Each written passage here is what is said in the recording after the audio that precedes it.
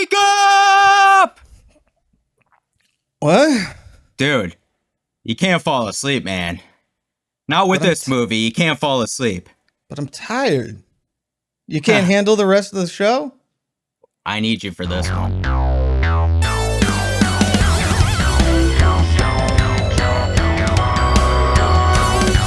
Dom, dom, dom.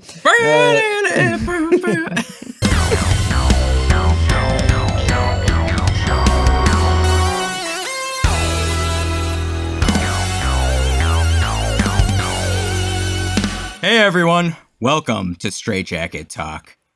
My name is Kevin, and I'm joined by my co-host who refuses to sleep, Nathan. Isn't that right, Nathan? Wow, that's correct. I will never sleep again. Yeah, you shouldn't, especially not after seeing this movie. No, I'm terrified. Stock up on your coffee, your caffeine pills. A little bit of Red Bull. A little bit of Red Bull. Yeah. Sponsorship. Contact us, Red Bull. That's right. We'll put your stuff all around us. We don't care. Oh, yeah. We have no souls, so. No.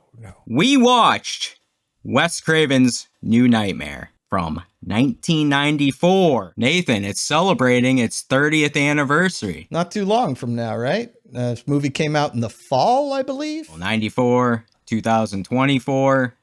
Here we are. Happy anniversary, Freddy. Now, we chose this one also because the Mouths of Madness horror movie podcast is going to be covering the original Nightmare on Elm Street coming up as well. So we're going to hit this one back to back because the original one is celebrating its 40th anniversary. So it's very cool. That's crazy, isn't it? Time flies, right? Time when you're having fun, apparently. Time flies with Freddy. Now, this movie was written and directed by Wes Craven, so he's back from the original. This is his project. This is his baby. And on Rotten Tomatoes, it currently has a 79% critic score and a 67% audience score. So this is certified fresh. I was a little bit surprised at the way the audience versus the critics sort of broke down. I would have thought it would be a little bit the opposite. But I don't know. You were thinking the audience would have liked this one a little bit more? Yeah. Versus the critics. Yeah. Oh, okay. That's an interesting take. Mm-hmm. But what is our take on this movie? Now, before we dive any further in, we want you to please like and subscribe to the video and hit that notification bell because when we have more videos, you'll be the first to know. Isn't that right, Nathan? Mm-hmm. It's a privilege. That's right. I was kind of surprised that the critics really liked this one a little bit because especially with the rest of the Freddy franchise was probably not so kind, From critics. Yeah. I would assume that the first one was inventive enough that it probably got some good scores from critics, right? Am I wrong about that? I think so. I haven't looked at it yet, but I would think so. But after that, I can't imagine that those movies got good scores from the critics, to be honest with you. You know what's crazy watching this movie is I hadn't seen this movie in such a long time. Me neither. When was the last time you saw this movie? The last time I saw this movie was probably, again, in your basement back in high school. I don't tend to rewatch movies. Although this movie actually unlocked a childhood memory for me. I remembered that I actually saw a scene from this movie when I was like maybe 7 or 8 years old. Oh, wow. Yeah, it scared the crap out of me. So that's still stuck in your head? Yeah, it was the scene where Freddy's tongue comes out and wraps around Heather there. Yes. And I don't know, I was at a friend's house and I was just waiting for my parents. This friend had older siblings and they were watching the movie in the living room. And I was going, well, what is this? Yeah. Oh right. my gosh. And then his parents came in and were like, hey guys, can you turn this off until the kids are gone, please?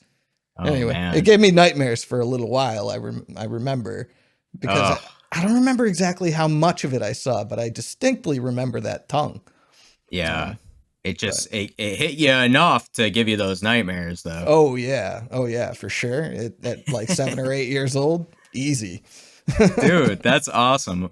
I love Yeah. that stuff, and especially like even now, you can remember it. Well, I basically didn't have access to that memory before I watched this movie again last night. I had, it was one of those things where I was like, oh yeah, that happened. But, oh man, probably one of my first experiences with horror, actually. Wow, that's really cool. Yeah, it was Freddy Krueger. Classic. Yeah, I mean, I'll tell you what, man. This movie to me doesn't get enough recognition, and I'll tell you why. This was one of the first, I think, true meta movies that became so popular later on. Oh yeah, I totally agree with that. It really set up the foundation for Wes Craven's. Was it his next movie at that point? Was the next movie Scream? Yeah, 96 it came out. 96, yeah. And this was 2 years earlier. It's kind of crazy that it's not as more popular, to be honest with you. Apparently, it didn't do amazing at the box office compared to other Freddy Krueger movies. Yeah, which is surprising. I think too, like the Freddy Krueger franchise, right, had started so strong. The first movie, I mean, is a classic. So good. Yeah, it's so good. I mean, nothing is like that movie. And then the second movie, I think it has some good parts. I think it's still a strong movie, but you can start seeing the decline of what's to come. Yeah. Right. And, and then the third, fourth, fifth, I mean, it all starts going down that rabbit hole of what I think is, and I've said this on a lot of episodes, that we've recorded for different movies, where Freddy has becomes kind of, this almost comic figure, and not scary anymore. He's a cartoon. Yes. Yeah. He's 100%. He's like he's Wile E. Coyote, except he doesn't get totally thwarted till the end of the movie, basically. Definitely. Yeah. And I think this one to me felt very like we're gonna actually take some shots at those other movies, because I think they do take shots at those other movies a lot in this. Yeah. And they're like, we're gonna bring Freddy back to what we think his intended character is, right? His persona, Yeah, he's dark and he's mean. He's not doing things for the laughs. He wants to hurt people. Yes, exactly. Exactly. There is what I think this movie does too really well is there's a line, right? He has some one-liners, but to your point, they're mean. They're vicious. They're not there for the laughs, like you said. He says bitch only once in this movie. Pick a pet for the rugrat, bitch. He had to tone the bitch down a little bit. Well, I mean, calling people bitch as a slasher is just funny. Oh no, I'm late to class, bitch. Oh no, I'm not wearing any pants. It's naturally funny. And it's going to take you out of that fear immediately upon hearing it. Yeah, so you gotta tone down the bitch a little bit. A little bit, yeah. And when he says it, it's impactful versus like every second, or what he says. Right, yes, exactly. And back to the script. Constantly. Right, he's not constantly talking either. That's the other part in this. Actually, this movie's rather light on Freddy entirely. Yes. Much less him talking. And it goes back to the first movie as well, because how much on-screen time did Freddy Krueger, where he was on screen? Because you have like the glove, you have, images of people getting killed without him there, because he's killing them in the dream. Right. Yeah. And the camera's out in the real world rather than in the dream world. Right. Yeah. I don't know exactly how much screen time he has, but it's really not a lot. And I think that's part of what makes that first movie truly scary. I mean, when he's dragging that girl up the wall and onto the ceiling, Johnny Depp getting it with the blood, just the pool of blood. Yeah. Gushing. Yeah. Yes. That stuff is the really scary stuff. You reveal Freddy and you have Freddy on screen and it somehow becomes a little bit less scary. Yeah.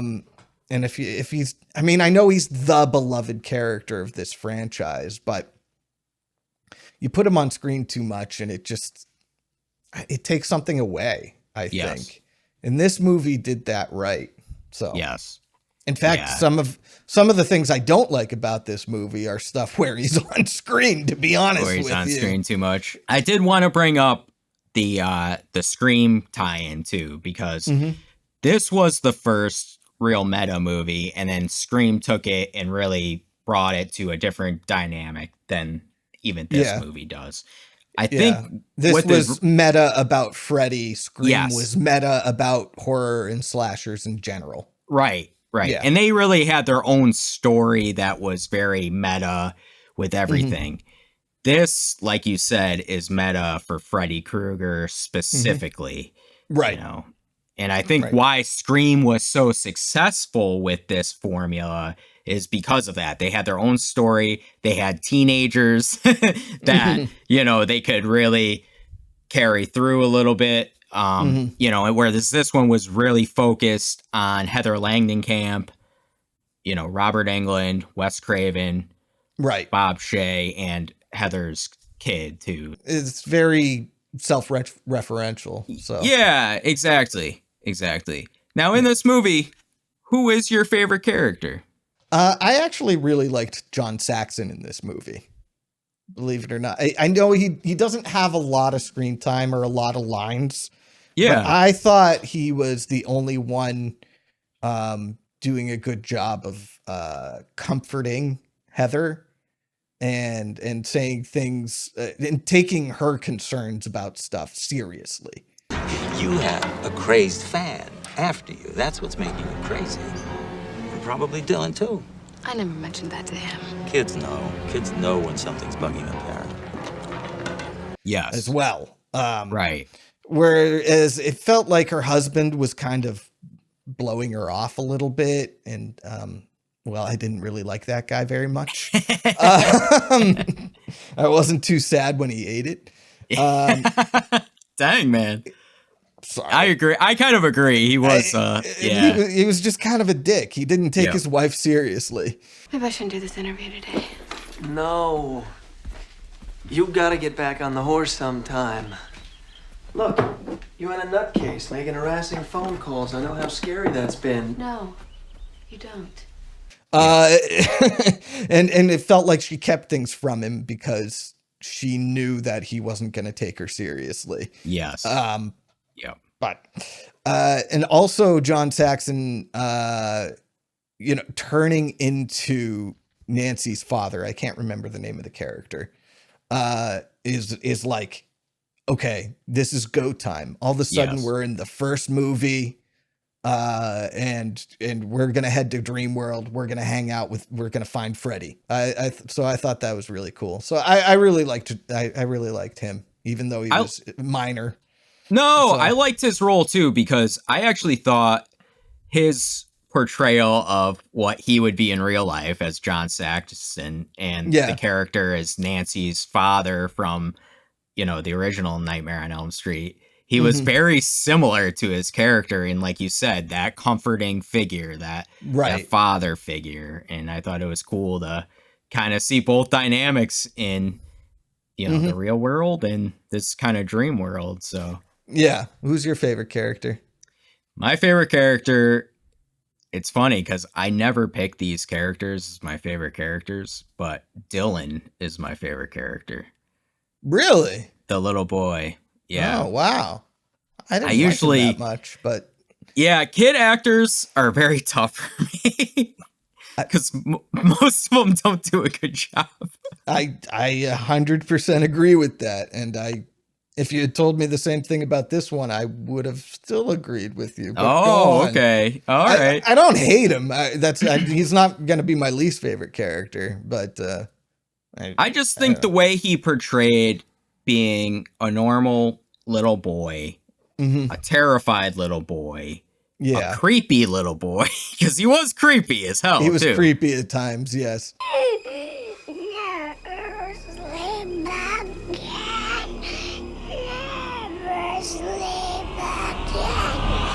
Although I feel like he studied the little boy from The Shining maybe a little I was just going to say that. I was just going to say that. He reminded me of Danny from The Shining. He did. Yeah. He did. Yeah. And I don't know if you've seen the Stephen King TV series one at all. No, I've heard it's actually really good, but I've never felt the need to because I love the movie so much. Right. So, I do like the show too, but he actually looks a little bit more like that Danny. Oh, like, okay. He looks very similar. The actors, I mean. So it definitely was like kind of hitting me on the head a little bit. Like this is kind of that portrayal. Well, he was also doing like Rad Rob. Yes. You know what I'm saying? Freddy he was doing that voice. Yeah. So yeah. I don't know. I just thought he was actually pretty good. And you know what? I gotta give him credit. Dislike him. Well, I got to give him credit, too, because he has a lot of on-screen time. A lot, Yeah, this is not like little bits here or there. You know, when you have kids in horror movies, they give their little stuff and they're here and there.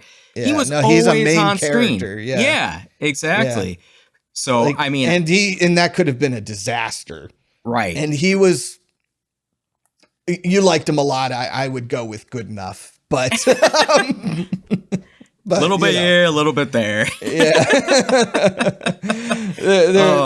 there were times where when he taped the knives to his fingers, I was like, this is, I don't know. Can't you just punch him? It'll be fine. I thought that was a dream. I thought that was a dream sequence, though. Oh, that was a dream sequence. Yeah. Yeah. Still so punch him. I must go punch that baby. You know? He's your kid. He's got knives, though, Right. So, who's your least favorite character? My least favorite character. Are you going to say Dylan?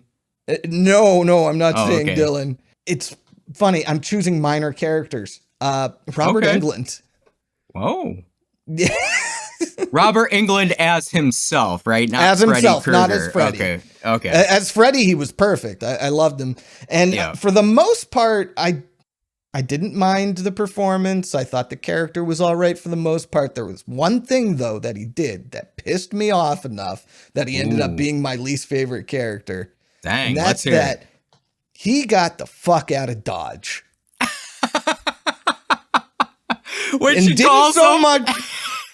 and his answering machine's like, hey, I'm out of town. I'm not going to be back forever. Hi, you've reached the Englund residence. We're out of town right now. You can leave a message if you wish, but we'll be gone for some time. You can leave a message if you want. I don't know. If you're getting the fuck out of Dodge, maybe you call up your friend, Heather. Right. That's going going through shit. That's going through some shit, and let her know that I'm getting the fuck out of Dodge. Here's why. Maybe you should too. What the fuck kind of he was such a nice guy all the way up until that point, and then it felt like a betrayal. It made me mad. Fuck that. I don't know, dude. I actually think he set up his heel run a little bit because if you remember when they did that TV interview thing, right? And he came out as Freddy, and she's like, oh, and this was after they were in the dressing room, and she's like, oh, we gotta go, and Robert's signing all the autographs, and right. And then because he's the real star at the end. Yes, of the day. right. He's the real star. Right. But then they're walking, and he was kind of trying to push her into doing another movie, because right. And she was trying to kind of put the movie behind her and everything. And she was having that stalker that made her want to do the movie even less. That's another reason to hate her husband, by the way. He had He had to know she didn't want to do that movie, but he's working on this glove in secret anyway. Right. Dick. Well, that's why he kept it a secret, because he knew she wouldn't approve of that. Yeah, well, right? There's a line from the exec. Bob told Shea. him, Bob Shea. Yeah. We told him to keep it secret from you because we don't have a script, or we didn't. Oh, okay. We wanted to surprise you for the anniversary or something like that. I don't Yeah. remember. It's a little throwaway line where Bob Shea says, we told him to keep it secret from you. Okay, I know. We asked him to kind of keep it as a surprise until you and I could have this conversation. Which is like, dude, you're just going to listen to this guy instead of telling your wife? Like, right. Fucking dick. Well, to your point, then their relationship wasn't that good. And I'm surprised he wasn't your least favorite character, because you keep talking so much shit about him. And I'll continue to talk shit about him throughout the rest of the show, probably. Oh my God. If Robert Englund hadn't pulled that getting the hell out of Dodge, if we had found Robert Englund dead, then he wouldn't have been my least favorite character. And also, I think that would have been awesome. Freddy should have killed Robert Englund. That would have been great. Oh my God. awesome. That blows and my it's mind so to think obvious. about. Like, why didn't you? Right. Unless That blows Robert my Englund mind. didn't want to do it or something. I don't know. I don't know. It seems like he'd be down for anything. I think he'd be down for it. Yeah, he seems like a great guy in real life, not in this movie. That blows my mind to think about. Yeah. Dude, you're 100% right, because all that is really a plot point. So Robert Englund could just be away while Freddy comes in to the world. Why not? He's away if you kill him. That's true. You know, so. Yes, they should have. You know what? I would have loved a scene where Freddy is actually killing him, but at the bare minimum, just have like she goes to his apartment, pushes the door open. There's shit everywhere. And he's got laying there claw with the marks somewhere. Right. Yeah. Yeah. That would have been. It would have been. It would have made the movie iconic. Honestly, well, it's actually already pretty iconic. I really like this movie, but yeah, they should have done. To your point, you know, I agree with you. Yeah, I agree with you. My least favorite character is, and I believe her name is Dr. Hefner. Oh, really? I didn't like her. I liked her. Nope, I didn't like her. She was actually, Wes Craven named her after Richard Hefner, who was the rating chief at the MPAA because of all the shit he went through. Oh, really? Yeah. So there is like such a cool Wes Craven doesn't like the character either, I take it then. Well, if you think about it, in the movie, she's the one who's trying to control the situation, and she actually has a dialogue with Heather Langenkamp, about the Freddy movies. Do you let your kid watch the Freddy movies? You haven't shown him any of the films you've made, have you? The horror stuff? Does he know? That's a legitimate question in that situation. I hear you. It is. I hear you. I didn't like her though, man. She was she had her like sat down with the cops, and like it was just I would have done that too. I don't know. I don't believe in Freddy Krueger. or if she's acting like Freddy Krueger's out to get her, I've got this kid on my hands who hasn't slept in 2 weeks. I'm bringing in the cops. There's something wrong. I see your point, but I just didn't like her. I get it. I get it. In the world of the movie, Freddy Krueger is real, and therefore you don't like her. I agree. I get it. No, she should have been killed by Freddy. That would have been cool. Yeah. Instead, Julie was killed by Freddy. And I know. I hated that. That was for sad. her, for Julie, because especially Julie had such like a badass moment where you're not doing this. Well, I know what's in that one. Do you have any idea what's in this one? Or what's going to happen to you when I stick you with it? Yeah, and then fuck. Bah! Yeah. I did like the scene though where I liked the scene where Dr. Hefner or Heather was dreaming.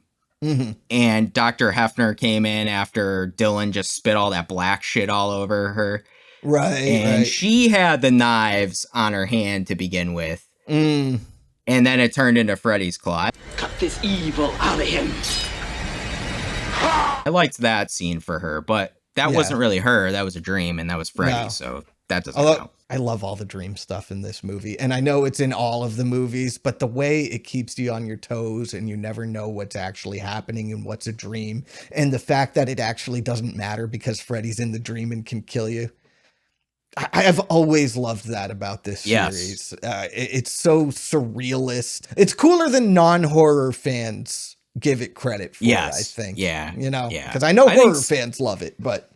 Well, I think there is a good way to do it, and there's a bad way to do it. This movie does it great, perfectly. I thought, And the first movie does it great. Yes, exactly. You can't tell what's a dream. You can't tell what's real. And then even when you come out of a dream, sometimes there's another dream you're in. Like, you know what I mean? Yeah. And you're actually safer when you're outside of the dream. Yeah. It just keeps you complete. You never quite, you know what's going on because you know the concept of the movie, but you're never quite like in control of your perception of what's going on in this movie. And they add in the other like little spice, boom, of the earthquake too that happens. The earthquake thing was awesome too. Yeah, another thing that just keeps you on your toes. Now, did you know any moment an earthquake can just start happening? A cool thing is not cool in a way. I feel bad because there was a real earthquake that happened in production of this movie. Right. They had already wrote it into the script that this was going to be an earthquake with aftershocks in the movie, but an actual earthquake did hit in 1994. So I thought it was after the production was over. Am I wrong? I don't know. I did see though that they used real hurricane or earthquake footage. In the movie, like damage and stuff. So there is some actual real stuff from it, you know. Yeah. But that all that does is gets you off kilter and it doesn't make you safe in this movie at all. Yeah. Because honestly, dream monsters aren't real. Earthquakes are. So it's like this real life scary thing that invades your horror movie, your fantasy horror movie. That really it feels grounded. Terrifying. Yeah. I like it a lot. Well, I know we already talked about some of our favorite scenes, but what is your favorite part of this movie? My favorite part of this movie is the part where it's her husband's funeral. Okay. And the earthquake starts happening and she ends up in the grave. She dives into the grave and into the casket, and Freddy's down there taking her son.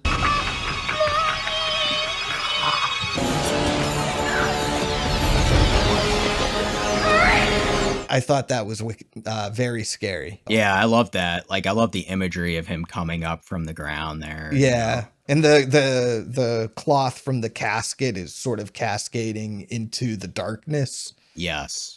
Yeah. And Freddy's coming up. I think that might have been the first time we really got a glimpse of this Freddy in the movie. Yeah, you might be right, actually. And that's pretty long way into this movie, too. Right. Because up until then, we had gotten a lot with the claws. Mm-hmm. You know, a lot of dreams of what's going on. But I don't think we actually saw Freddy Krueger up until that point. Yeah. And the new Freddy Krueger, because this one looks mean, scary, intimidating. Yeah. I really like the new Freddy, or the new Freddy design, 30 years old. But I like this Freddy design a lot. He really is almost taking on that demonic look. And that also, obviously, that ties into this whole concept that Freddy isn't just Freddy. He's like a spirit that lives in stories told by Wes Craven, basically. who can't act, by the way. But anyway. Hey, listen, I give him and Bob Shea a lot of credit. You know, Bob Shea was a much better actor than Wes Craven was. I'm sorry. Wes Craven gave himself too damn many lines. Rest in peace. He's a legend. Love the guy. But he gave himself too damn many lines to be acting that poorly. But what I was saying, the fact that Freddy is actually a spirit that lives in stories, and ending Freddy's story brought him, released him from those stories, I thought was a really awesome concept. Obviously, just continuing the meta-ness of it, finding a way to make the meta make sense in world. It was fun. Yeah, it was like perfect storytelling, I thought, Yeah. And it was kind of simple, and then they just layered it on top of it with all the dream and real world stuff. Right. And it's not like super complicated either. It's more complicated than the other Freddy movies, but they're dripping it on slowly enough that you never feel like it's convoluted. Well, I think to your point, though, too, some real diehard Freddy fans have a problem with this movie because it is slower. Mm-hmm. There is less Freddy on screen. Yeah, a lot less. And it's like 2 hours long. Yeah, there's more of a build-up, more of an atmosphere. That rising tension, that impending doom that's coming. That's what's really driving this movie because it feels different than a lot of other Freddy movies. It's more serious. It's still fun. It's still a whole hell of a lot of fun, but it's definitely more serious, less comedic, less camp. So right. I guess I get that. And that's probably why the critics liked it better than the other Freddy movies. Yes. So I also like it better than the other Freddy movies, but I do too. Yeah. I do too. My favorite part in this is something you had touched upon earlier, where Dylan escapes the hospital. He goes across the highway, he goes home. Right. Heather gets to her house. John is there. And I forget the exact lines, but she says something like, it's Fred Krueger.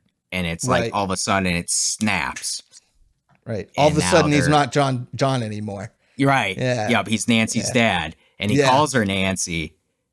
Why did you call me Nancy? Yeah. Why did you call me John? What the hell is going on, Nancy? Why are you calling me Nancy, John? Why are you calling me John? Oh, man. I'm getting the goosebumps thinking about it, dude. Yeah. That was great. An iconic scene. You have to see at least the first one before seeing this movie too, for that to work for you. But if you've seen the first one, it just works so well. It's just like, oh my God, we're in the first movie. And then he drives off, and now his car is a cop car, and she turns around, and what is it? It's the house from the first one. It's no longer her house. Yeah. Amazing. She's in pajamas. Yep. Yep. And that's the thing. Good in those pajamas, by the way. She looks great in this movie. Oh yeah. What I didn't talk about, what I also love, is during this scene, he starts coming up from the bed, Freddy. Oh yeah. Slowly. Yeah. Yeah, that was great. And then when she finally accepts her role as Nancy, and she calls John Saxton dad, right? Right. He breaks through the sheets. I love you too, Daddy. Fucking has that awesome trench coat on. Yeah. With his hat. Oh my God. Yeah. His outfit, the makeup being different and meaner and darker. Yep. Yeah. Everything was great about that. Great stuff. Yeah. Well, if you like that. Yeah. What's your least favorite part? So I've already touched on Wes Craven's cameo a little bit. That's your least favorite part? No, it's just something I wanted to mention when you asked about it. Okay. Because I didn't like it and it was bad. Yeah. There's actually quite a bit about this movie. I've been singing its praises the entire time, but there's quite a bit about this movie that I was Bring it on. But the big one was when she's falling into the dream world, it really looked like shit. Yeah. It looked really, really bad, even for the time. I know it was 30 years ago, but even for 1994, it looked really bad. And you can tell it's an expensive shot too, despite it looking bad. And I feel like you could have had a lot better special effects overall if they had went simpler with that, because the special effects in this movie are not good a lot of the time. There are some that look amazing. Like the hand at the beginning of the movie looks amazing. Anything with Freddy's claw looks amazing. The blood effects are all amazing. But then like Cloud Freddy, when Freddy comes out of the clouds, that looks terrible and is just kind of silly and it doesn't fit. And then Freddy unhinging his jaw was scary as hell. I liked it. The special effect just didn't look very good to me. Yeah. So that it's almost like falling into the dream world is my least favorite part, because I think it made the rest of the movie worse because too much of the budget went to it. You know what I'm saying? But I mean, it was only an $8 million budget, so you shouldn't be dedicating your budget to that. Actually, I really agree with you. Those are my least favorite parts in this movie. Are Cloud Freddy and falling into Dream Cloud World. Freddy. A lot of the special effects were just it looked like they were using early CGI, which obviously they were. It was and it fell out early of place. CGI too, because Jurassic Park used a lot of CGI. It was the year before. It doesn't look like this. No, right. You know, but to your point, I think though, I just think those ideas are bigger ideas, and when you have a smaller budget, like some simpler. of those, some of those can't be realized. I'm sorry, they can't. Yeah, or if you do them, you're sacrificing in a way that you shouldn't, and other stuff in the movie is going to be worse as a result. Now, don't get me wrong, too. Like, I think with Freddy, there comes some dream world situations that are not in the real world, that look different, that look like not phony, but they're just, almost a little cartoonish, surrealist. Yeah. Right. But the first movie looks better. So yes. I was thinking that too. And that's the issue. It's 10 years later and you're using special effects that look worse. I mean, my real big one for the special effects is the one where Cloud Freddy was taking his claw and pulling up Dylan through the highway. Which should have been terrifying, I think. But it just didn't come off right at all. It felt really out of place for this movie, because the rest of the movie, in my opinion, is like, I mean, it's so good, I thought. And then this just was like, it was like a fart in church, Yeah. Hey, you know what I want to ask you too? Dude, what the fuck happened in this highway? I mean, there's semi trucks, like there's chaos. How did she just walk away from this? I don't know. You run across a highway like that, you're getting fucking hit. Yeah, there's no way you don't survive. What was it? 6 lanes each way? Like it was a California highway with maybe it was 10 lanes each way. I don't know. And you should have a bunch of fiery crashes everywhere. Oh, yeah. But you can't do that because you've got an $8 million budget. Because of the budget, right? Even in 1994, that's a small budget. So maybe forget that scene because none of it really worked. I would have been fine. Honestly, I would have been fine if the kid just got home safe and sound and Freddy showed up. I don't think that would have taken away from the scariness of the movie because I don't think that scene was scary. So this scene seems it's scary like one conceptually, but and that goes to what I'm gonna say. I think this scene was like a scene they had written specifically, and they were gonna lead up to the scene because there was a lot of talk of the highway before we get here. So a little foreshadowing. I think Heather says, how do we get home? Or it's across the freeway, Right. Yeah. Yeah. I mean, that's something you can take care of in the edit, but it's another scene where, like, how much money did you dedicate to this, and could that money have been better used making the rest of the movie look better? Because it didn't work. I hear you, and I agree, and it's sad. It sucks. Like falling into the dream world, you just fall, and then she's in the water. I don't need to see this. Her, I can tell it's not her. I can tell it's a computer animated Heather. Yes. So right. I know. It's just, I don't know. All that just fell off. I don't get it, man. I don't know. It's all right. It's still a good movie. But, right. What's your favorite line in this movie? You know what? For some reason I have a feeling it's probably going to be the same as your favorite line. Ooh, but all right. It's the doctor is saying, so you have let him see your movies. He knows who Freddy is. And Heather goes, every kid knows who Freddy is. He's like Santa Claus or King Kong. Every kid knows Freddy. He's like Santa Claus or King Kong.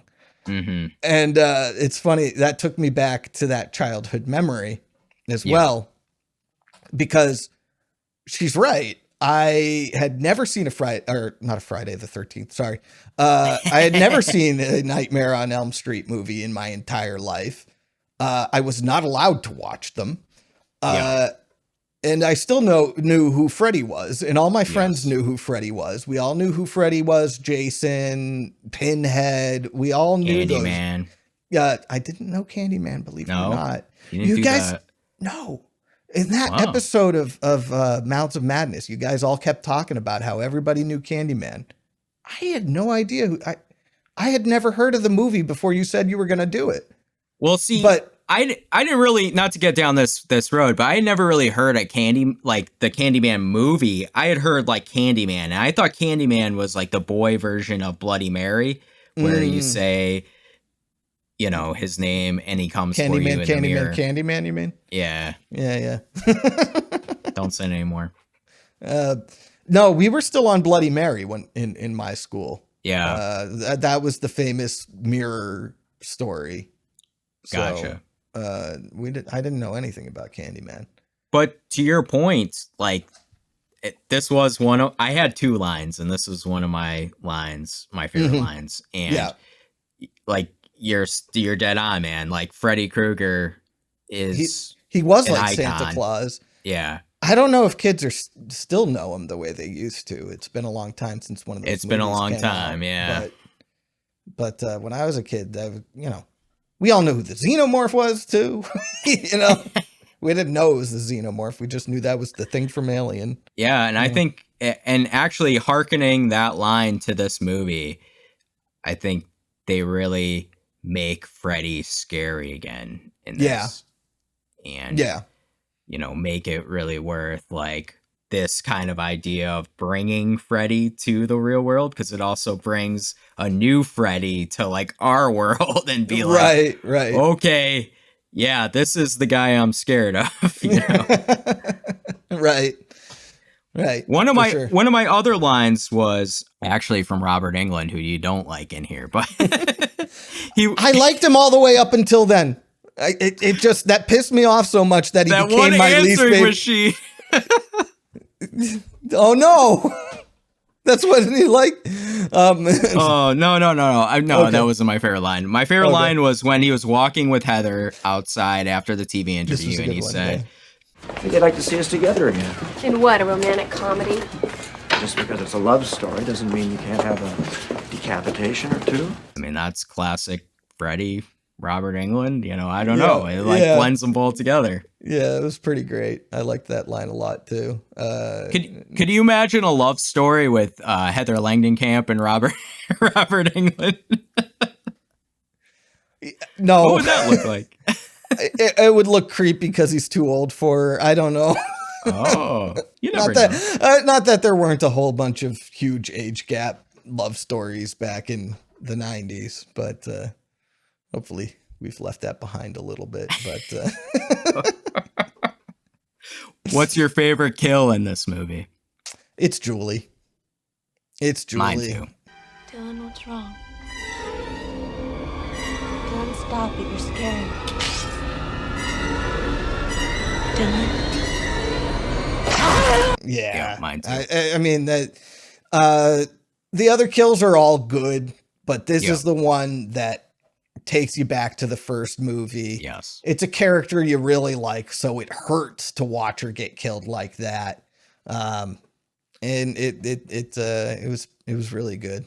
You know, seeing Freddy walk on the walls again, right? Was pretty great. Hey, Dylan, have you ever played Skin the Cat? Hey, Dylan, ever played Skin the Cat? Oh boy. Oh, that's right. That's one of like 3 one-liners Freddy has in the whole movie. And which I think, and it's a scary ass one-liner. Scary. Like it's funny, but in this horrifically dark and scary way that makes you go, oh. Right. You know what I'm saying? Exactly. So exactly. Yeah. Oh, yeah. I love that scene. Like you said, it harkens back to the first one where you don't see him killing her, and she's on the ground too, still begging him to get away. I mean, there is an emotional connection there too. Right. You know, she's just not some fodder. Right. Right. Because really they established her as a character, a side character to be sure, not a huge amount of screen time. Yes. But enough time that you like her. The same point I had about The Fog. You don't need a lot of time to make you like a character. Yes. If you're a good writer. Right. And they managed that with Julie. I love his fucking trench coat on, man. I don't know that this. I know the first one's iconic look because of the burnt sweater and how it is. This one's right up there with me, man. I might even like this look better for Freddy. It's and like scary badass. It fits so well too because like we're to understand that Freddy isn't just Freddy.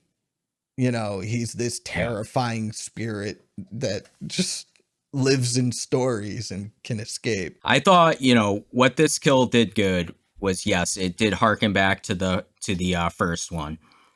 There were a lot of other Easter eggs that also go back to the first one. But I think it's been a long time since I've seen the first one, so I might have missed I know I missed a few. I'll give you some of the big ones. There was the phone. Where she put the phone up. Yeah, recognize that immediately. Yeah. Yeah. There was the cool one I liked. What I actually think they did better in this one versus the original was the stairs where Heather's trying to get up the stairs in the dream world. It's that like marshmallow stair effect where she's just going through the stairs. Right. I did not recognize that from the first one, to be honest with you. It's been long enough that I missed that. Well, you know what, though? That's a good thing in a way, too, because I think there were several other ones that this movie did that were nods to the first one, but they didn't beat you over the head with them like over and over and over again. No, it felt really natural. It didn't feel, it felt appropriate. It didn't feel like nostalgia bait. And that's partly because of the story that Wes Craven wrote. So maybe he just wrote a movie where you can get away with doing nostalgia bait. I don't know. But it felt, like I watched the second Jurassic World the other night and there were nods to Jurassic Park, the original 1993. And every single one of them made me roll my eyes because it was just, no, don't do the T-Rex pose and roar thing from the end of the movie. Just don't do that. I've seen that already, and your movie sucks. And I don't like that you're trying to nostalgia bait me into thinking it's good. Yes. Sorry. We'll not be doing a review on that movie. If you like it, you don't have to worry about me talking about it again. Nostalgia bait. I like that. I like nostalgia bait because this doesn't do that for me, where it's giving you that effect of like, hey, what we got to do is we got to sell you on these things from like how great the first one was, but our movie's not that good. So, Yeah. It all felt good to me. I was happy to see it instead of rolling my eyes the the way other nostalgia bait stuff does. So, yeah. Definitely.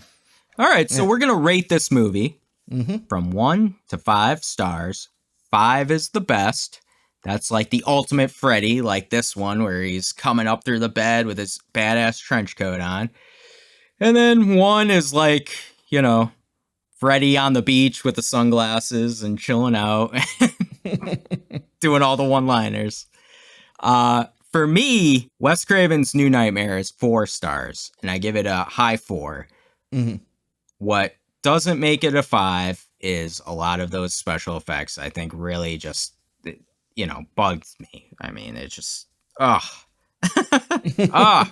Yeah. Some of it's a little slow. I do agree. Like, some of the pacing's a little slow. I think they're building the right story. I think most of the acting's good. Wes Craven, not so much. But I think they sell you on this idea that this is happening in real life. Like, it's cool to see Wes Craven, Bob Shea, Heather Langenkamp playing Heather Langenkamp, Robert Englund playing Robert Englund. I really love the nods to the first one, right? With like Julie's killing, some of the other stuff with the claw going through. I mean, just it does bring up nostalgia, but it also brings it to like this movie and what this movie's doing. I would say that this one I would say the original is still my favorite, but this one's probably a close second for me. I really, really love this movie overall. And, you know, a lot of its things that aren't that good, I can kind of overlook because I think the rest is really, really good. What do you think? So I am actually, it's funny. We both have the exact same ratings that we did for The Fog. You had a 4 and I'm going with a 3.5. Okay. I really liked this movie a lot. The meta story was a lot of fun. It was scary as hell, a lot of it. But the reasons I have to give it a 3.5 align with all the things you didn't like about it, which is, you know, the special effects aren't great. It did drag. This movie didn't need to be 2 hours long. Yeah. You could have done it in 1 hour 40 just fine. Those things took away from the movie a little bit more for me than they did for you, apparently. But they didn't take away from it enough that I didn't thoroughly enjoy it. So, you know, that opening scene was great, by the way. I can't believe we got through this whole review without talking about that opening scene where he chops off his hand and then it turns out it's in the movie. And then the hand comes to life and starts killing people. That shit was awesome. Dude, it like sets you up perfectly for what this movie is. And that was a cool death too, man, where that fucking claw. What was it? Metal claw? Metal claw, yeah. But that's my rating, 3.5. Before we leave, we're going to do our content consumed. We're going to give you what we've been watching, what we've been listening to, what we've been reading, what we've been gaming. For me, I got one thing. I watched the new Roadhouse with Jake Gyllenhaal on Amazon. Was it good? I did not like it. No? No. Okay. I was not a fan of it. I, not too long ago, maybe 4 or 5 months ago, watched the original Roadhouse because I remember loving it. Yep. The original's not really that great either, to be honest with you. Dang. I loved it back in high school, but I guess I grew up. But maybe that's sacrilegious, but I don't know. But you know what, man? With what you were saying. No, I haven't watched the original in such a long time. Maybe it's that way too. I just remember like really having big nostalgic vibes for it. It's definitely a badass movie, without a doubt. There's a lot of great action, but the plotting is it gets pretty stupid. Especially that ending. It's like I didn't see. Go on. I was about to spoil the end of the movie. You don't want to do that. Don't want to do that. I thought this movie it was difficult to really feel anything for these characters. I like Jake Gyllenhaal a lot, but like the way he portrayed Dalton, I didn't care about him. I didn't. Right. And, you know, it's just an action, like, bullshit movie, which is okay. But I always thought I liked the first one because it had heart and, like, you know, this, like, kind of iconic character of Dalton, really. Yeah. And this didn't First feel one that. does have heart. Yeah. Well, I wasn't planning on seeing that one anyway, to be honest with you. I hadn't even heard any news that there was a remake planned. And all of a sudden, everybody's like, the Roadhouse remake's out. And I was like, I didn't know they were making it. It just came out of nowhere somehow, or I know, am I it's out weird. of the loop? There wasn't much marketing, I don't think. You know. Well, maybe there's a reason for that then. It also came out in March, which is not. Oh, it's Amazon original? Yeah. Okay. Well, there you go. They spent all their budget on Jake Gyllenhaal. Yeah. Probably. Yeah.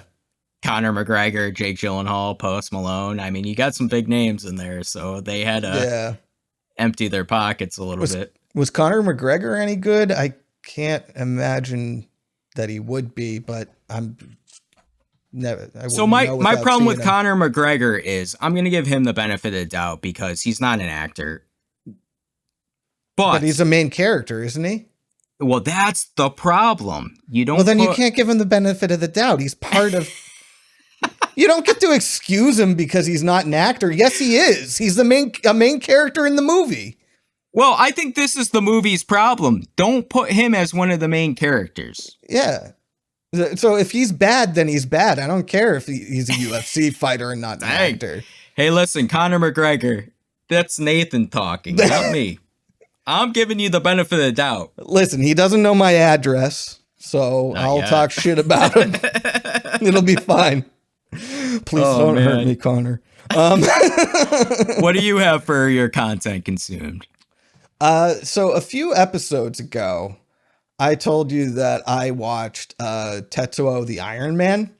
Yes. That Japanese body horror movie.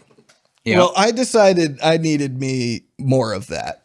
Some more, huh? Yeah. And so I bought this this 10 movie collection of the 10 movies. Yeah, it cost me $50 for 10 movies. Wow. You can't cry about that. It's on 4 discs. That's not bad. Yeah. Of all the movies of Shinya Tsukamoto, who's the director of Tetsuo the Iron Man. Wow. Great little compilation by Arrow Video. They're our sponsor now. Nice. Red Bull too. If we don't joke about it, maybe they'll get confused and send us money. So I've been working my way through his films. One of the ones I watched was The Adventure of Denchu Kozo, which I looked up after watching it, and it loosely translates to The Adventure of Telephone Pole, which makes perfect sense if you've seen the movie, because I'll just explain the first 5 minutes so you get an idea of what's going on. Tell us what we got. What's going on in this movie. So there's this kid, right? And he's got like a miniature telephone pole growing out of his back. Oh.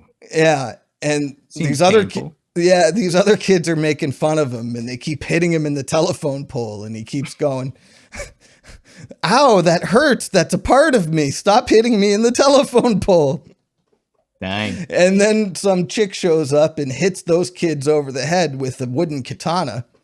Oh, no. Yeah. And he goes, "Oh," and they run away. And he's like, "Oh, thank you. I want to give you this thing as repayment." And she's like, "What is it?" And he's like, "It's a time machine. I'll show you how it works."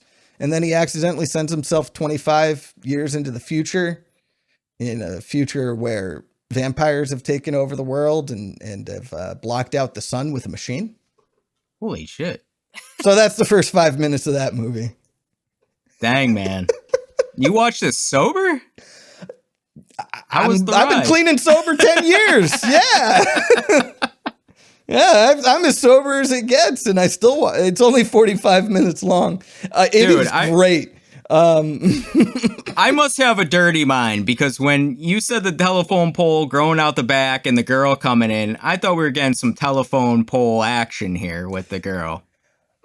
Well, I mean, if you'd seen Tetsuo the Iron Man, that actually wouldn't be that crazy of an assumption, considering that in Tetsuo the Iron Man, the dude's dick turns into a giant drill, and that goes about as well as you might expect for him. Dang. And So his when he says, I want to drill ya, he really means it. Doesn't have much time to talk about it before things go horribly awry. But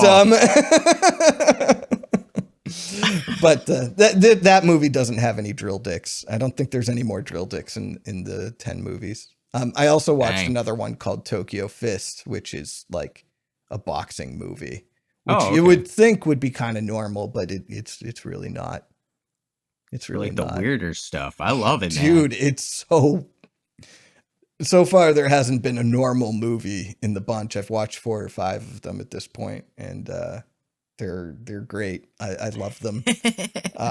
They're just as weird as anything you're seeing from Cronenberg or David Lynch or any of those directors who are known for doing weird stuff. This is right there with them. Right there with them. So I love it. Stuff. And also St. Vincent put out a new single called Flea with Dave Grohl on drums. Been listening to that all day because it came out today. So I'll definitely have to take a listen to that. Now back to the padded room with you. We'll see you soon. Down, down, down, down, down, down.